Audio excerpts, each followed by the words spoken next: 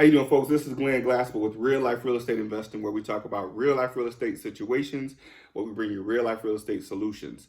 And what I'm talking about today is negotiation skills over people skills. A lot of times people go into a negotiation, I'll use my air quotes because people misunderstand what negotiation is, with the idea of creating a win for themselves. However, what's misunderstood when you're negotiating a real estate deal, especially when you're talking directly to the seller or the owner of a property, you want to have more people skills or interpersonal skills. And what that simply means is that you want to have the ability to be able to empathize with whatever situation that person that you're talking to is dealing with. Because understanding that as a real estate investor, you're a problem solver. You're going in with the idea of being able to solve whatever their situation or circumstance, whatever situation or circumstance they're in, to cause them to get to the point of wanting or needing to be able to sell their property. And with understanding how they got to that point, it's easier to be able to build rapport. That's a very important key. You got to understand how to build rapport when talking to a seller of a property. And that requires having people skills or interpersonal skills.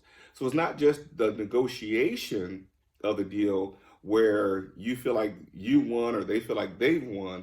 It's a common understanding of coming together of how can we both win? How can we create a situation where we both win and no one actually feels like they've lost or being taken advantage of? So when going into a negotiation or going into a conversation with a seller, understand that they're a person, first of all, and they're a person that's attached or tied to a specific property or asset that could potentially have been in their family for a long time. It could be in a situation where the family member has passed away and they've inherited the property. So it could be an emotional situation. It could be a situation where they've lived in the property for a number of years and they have some type of sentimental attachment to it. And know that the first thing that you want to do when you're talking to them is develop rapport and empathize with whatever that situation is, if you come to understand what that situation is.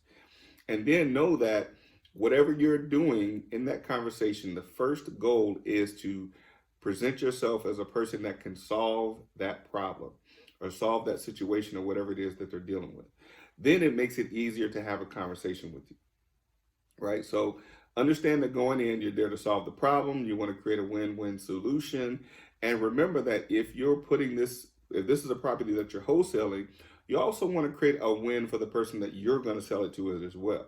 So you got to have that mindset of a win-win-win solution when you're talking to the seller on the front end. So negotiating is one thing, but being personable is another thing. So keep that in mind when you're talking to your sellers and talking to them about a property that they're potentially going to be parting with for whatever reason.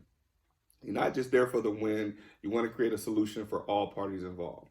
So this is Real Life Real Estate Investing, where we talk about real life real estate situations, but we bring you real life real estate solutions. Look forward to talking to you soon.